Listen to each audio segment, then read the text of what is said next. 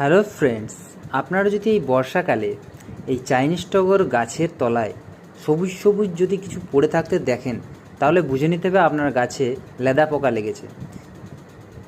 এই যে পোকাটা দেখতে পাচ্ছেন কত বড় সাইজ, যদি আপনার গাছে এক সপ্তাহ থেকে যায় তাহলে এরকম বড় গাছের পাতা পুরো শেষ করে দেবে। এই যে দেখতেই পাচ্ছেন, সঙ্গে সঙ্গে আপনাকে এটাকে ফেলে মেরে দিতে হবে।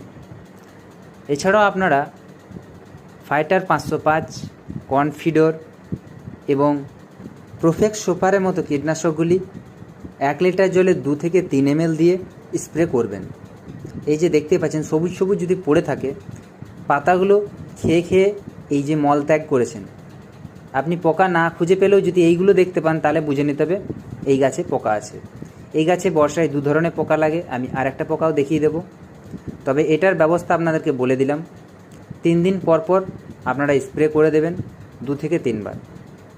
এই যে পোকাটার সাইজ দেখতে পাচ্ছেন, এবং এই পোকা ডিম পাড়ে এবং দ্রুত বংশ বিস্তার করে গোটা গাছে ছড়িয়ে পড়ে।